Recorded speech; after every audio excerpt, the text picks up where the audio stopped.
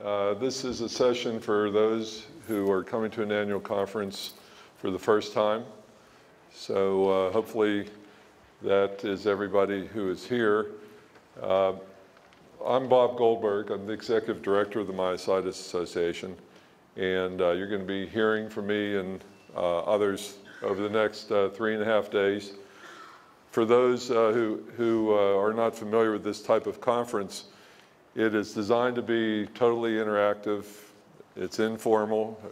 Got a Hawaiian shirt here, and there's another one there, so you got the right idea. It's really, this conference is for you. We have a small staff of four people, and you'll meet our board members over the next couple days as well. So we're here to help you. Everybody that is a first-time attendee should have a green ribbon, and I'm looking, there are very few, if any. Don't know why that is. We will work that out. Seriously, we want to make this conference run as smoothly as possible. We do give first-time attendees a green ribbon so that our staff and board members and others who've been to the conference before can keep an eye out for you. And if you're looking lost or confused or just have a question, we're glad to help you. So we have about 375 people at the conference this year, and that's fairly typical where we've been the last couple of years. Louisville was last year's conference, and we had about 450 people there.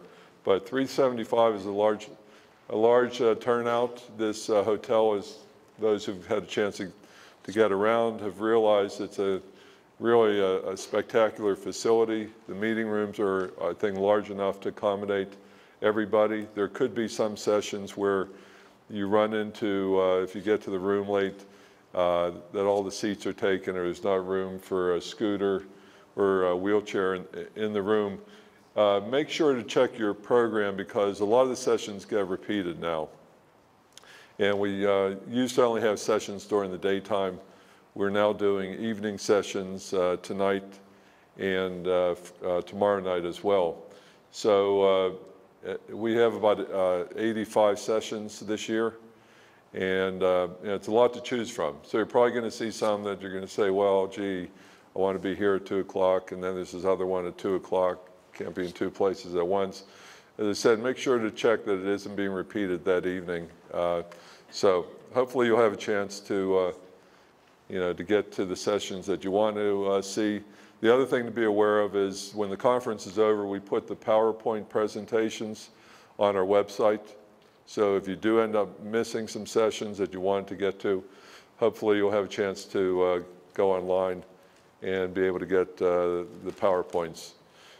I have wanted to do a quick survey of the room, just curious.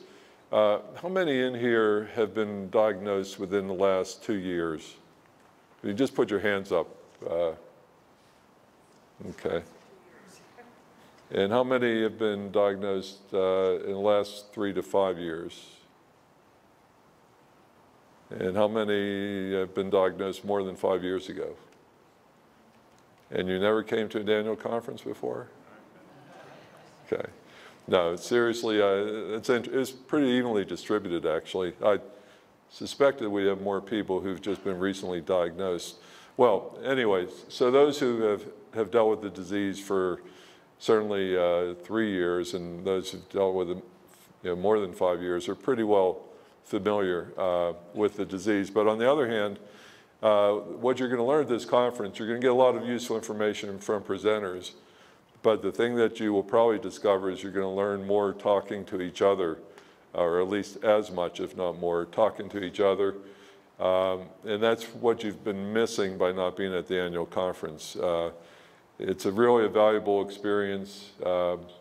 Everyone has adaptations to the disease and has little tricks and things to watch out for. And make sure to find time, whether it's at breakfast or lunch, to talk to others who have your disease. We have some sessions where the folks who have dermatomyositis get together and those who have PM get together and IBM.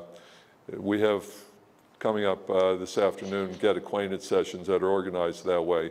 But also at the end of the day each day, we have a room set aside for each of those forms of the disease where, you know, if you met somebody earlier and you want to talk to them further, tell them to meet you at the, you know, the IBM end of the day session, and you'll have a chance to talk there.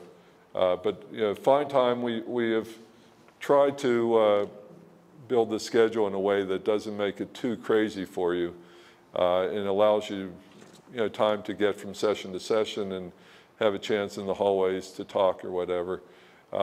If you're feeling like, and you may find that this could be a stressful event just because there's a lot of activity. You know, once we have all 375 here and people are rushing to the different meeting rooms, it can feel overwhelming. So take your time. Don't, you know, the most important thing is to take care of yourself and don't overdo it. We have a hospitality suite, which is in ballroom 12. It's on that side over there. It's open basically from 7 a.m. till about 10 p.m. When you get your program and have a chance to look at it, you'll see the hours that the hospitality suite is open. It's like 7 to 10, and then there's a break, and then 12 to 2, whatever. Anyway, it's just a place for you to sit down, relax. We have some refreshments in there, non-alcoholic, and those are downstairs for those who haven't figured that one out yet. But it's really just a chance for you to get away and chill out or have a chance just to unwind. So I'm going to open this up to questions. I think we have a couple people who will handle microphones, and if you have a question, you know, put your hand up, wait till the mic gets to you so that everybody can hear from you. Okay. This woman here, who's the wife of one of our board members, her husband's actually chair of the board, has some green ribbons for those who don't have them on their name badges. If you, when you leave here, if you go back to the registration desk, if you don't get a green ribbon now, there'll be ribbons over there for you, and hopefully you'll be able to get it then.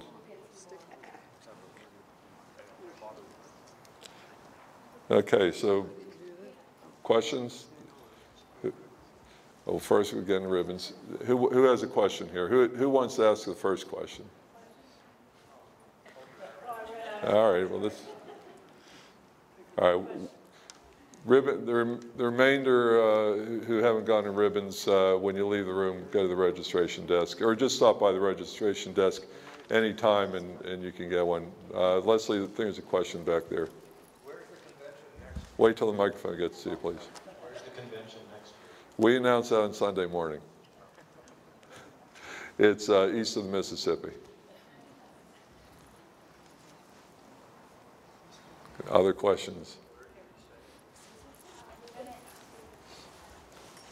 Marcia? Will I ever go in remission, or is there such thing as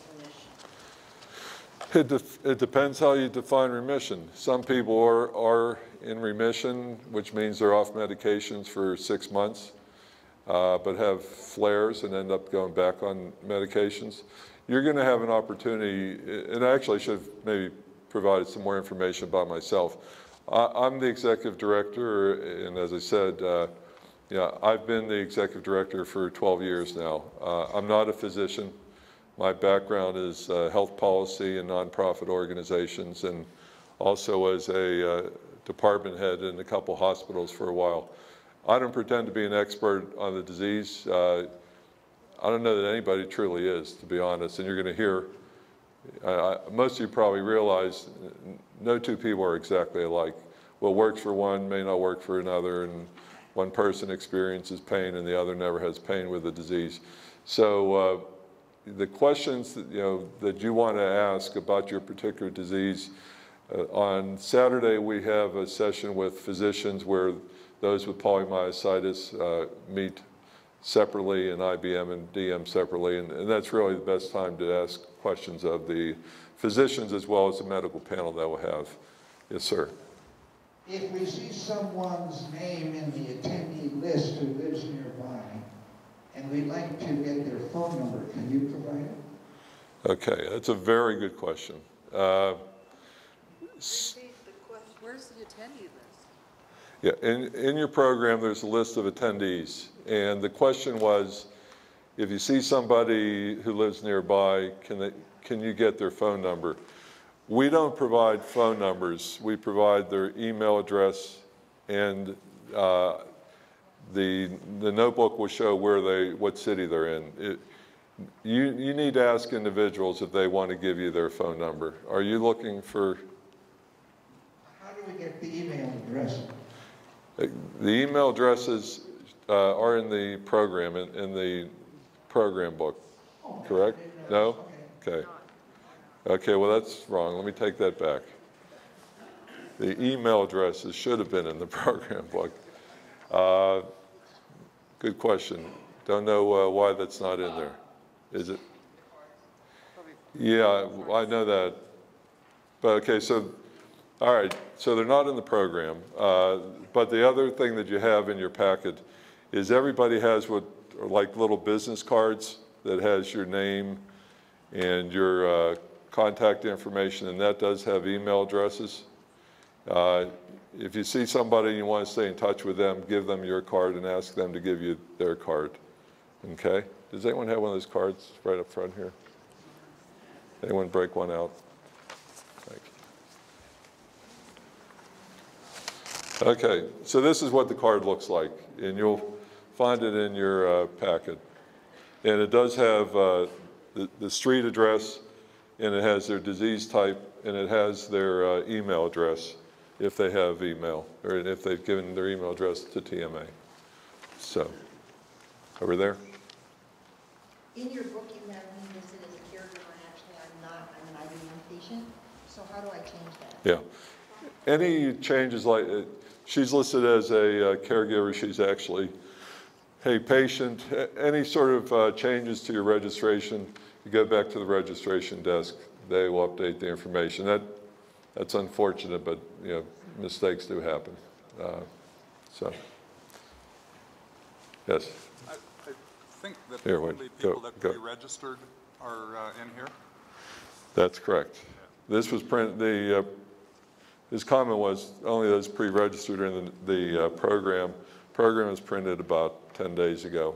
So if you registered in the last 10 days, you're not going to be there. Other questions? I've never been to any of the KIT meetings in my area.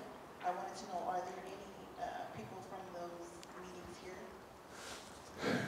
From where? Northern California. Yeah. We had a session a little while ago at 8:30 this morning, and that was for the leaders of our support groups, and they're called KITs, and also for those who wanted to, might lead a support group or at least were interested. There is a fairly large group from Northern California. The KIT leader is here at the conference. One of the breakfasts, we have people sit by their geographic location. Richard Stevenson is the leader of the Northern California support group. You'll find his information in the program. So, there are other ways to find the KIT leader. Charlia Sanchez, who's our member services coordinator, is out the front desk. You can ask her to point out or tell you who the KIT leader is and possibly point him or her out to you. There are other ways to find that information. If you go on our website and enter your zip code, it'll pull up the nearest support group within 250 miles, and it'll also pull up the contact information for the support group leader. Okay? That answer? Yes?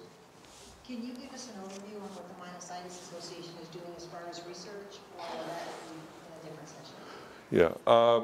The question was, can I give an overview on what we're doing with regard to research? And on Saturday morning, we have our medical advisory board participating in a panel, and basically it's in this room, and 18 of the medical advisors are going to be here. They're going to talk about the research they're engaged in, or research that they're looking at. And as for TMA to date, we have funded 37 research projects. We have invested $4.4 million into research. About half of that money, I shouldn't say that, but a third of that money was invested in projects that were focused on inclusion body myositis. About a third of that money was invested in projects that overlapped all the forms of the disease, or at least more than one form of the disease. And then the rest were DM, primarily dermatomyositis and some polymyositis research. You know, one thing, and we have 10 minutes here, and we're going to end right at 12. But one of the things that I do want to share with you, and I probably will share it at some other point during the next 3 days, you know, the Myositis Association, because it's a rare disease organization, has a difficult time raising money. You know, everyone knows someone with cancer, diabetes, arthritis, and certainly the Arthritis Foundation and Cancer Society and Diabetes Association have a lot more money to spend on research than TMA does, because not many people really know enough about myositis to care about it. So we are always looking for individuals who want to help support our research program. We also have what is known as the Legacy Society, where that's where an individual has included the Myositis Association in their planned giving. And that doesn't mean leave all your assets to TMA. It means that if you have an insurance policy, a life insurance policy that you're really not going to need, and you want to make TMA the beneficiary, you can do that. There's all sorts of ways that you can designate funds to go to the Myositis Association. And I'm not here to make a pitch right now about it, but I am here to make a pitch overall that we need all the support we can get, and that type of money supports the research program. We did just now get, in the last month, a large bequest of $500,000 to fund research into polymyositis. And that is a very significant gift to TMA, and it's going to help allow us to fund some research projects that we might not have been able to fund otherwise. The last thing I'll say on this topic is our medical advisory board is a group that determines what projects we fund. They make the recommendation to the board of directors, and ultimately the board decides which projects TMA is going to fund. There are years where we get more projects that are worth funding than money we have available. So there are projects that we think are worth funding that have not been funded in the past. And so any support you can give to us will help enable us to fund the best research. And we're pretty careful that we only fund research that truly is going to benefit you know, the patients, and going forward might lead to a cure, or certainly better treatments at least. So anyway, that's it for research for the time. But you'll hear more about it over the next 3 days. Over there. Speaking of funding, do we get anything from the MDA funds? Yeah. The association get any funds? MDA does their own fundraising, and you know, they don't share any of their funds with the Myositis Association or the ALS Association, which you know, is how it is. What is MDA? MDA is Muscular Dystrophy Association. What is the other one? The ALS Association, Lou Gehrig's disease. So, okay. Is there a further question there? I'm a little confused because on their website, they have myositis listed Yeah. as part of their umbrella as far as MDA is Yeah, concerned. right. The question is, they list myositis on their website, the Muscular Dystrophy Association. They have about 40-some diseases that they list as diseases that they are focused on. And to be very honest with you, myositis is on that list, but it's literally only one of 43, and doesn't get as much attention as we'd like to see it get. But also at the same time, they don't share their funds with other nonprofit organizations. They don't give to TMA, they don't give to the ALS Association. Okay. Other questions? It's, wait, you can hold on, microphone's coming.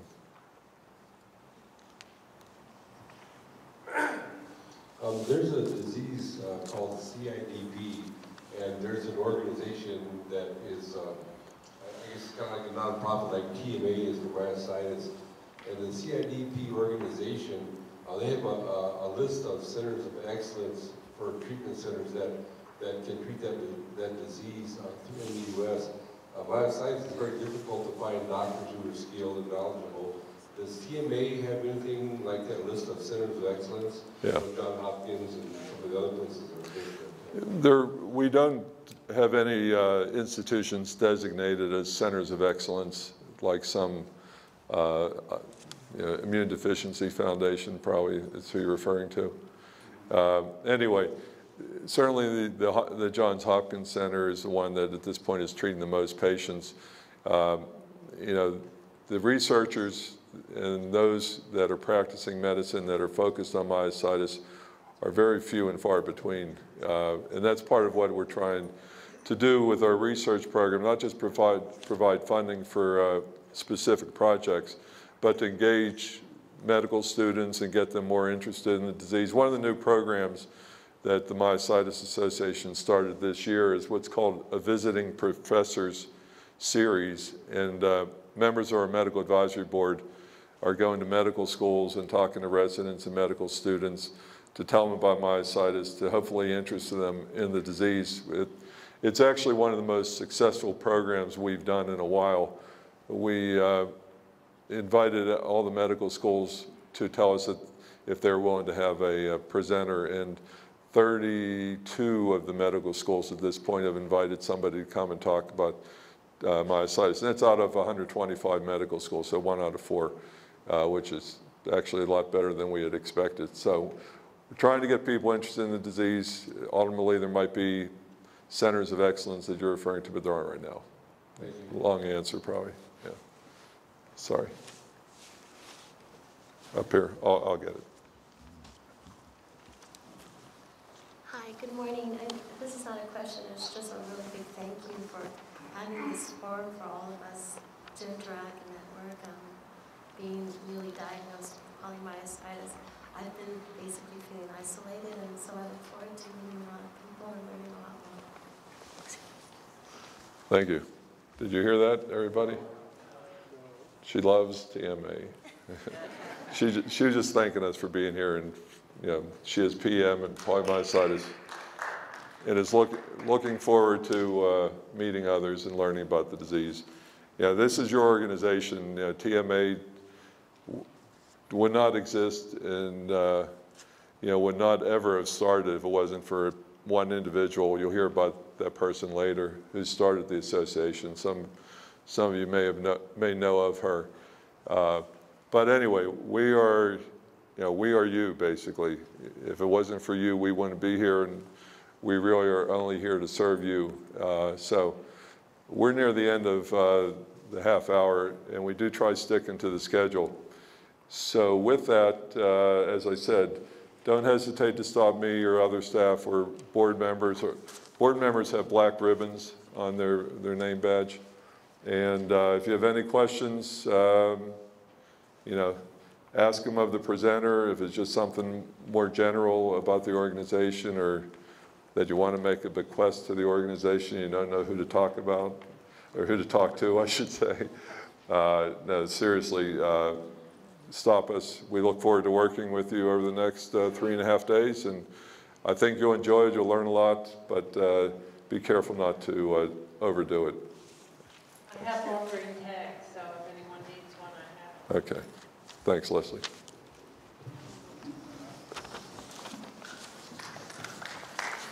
That's it.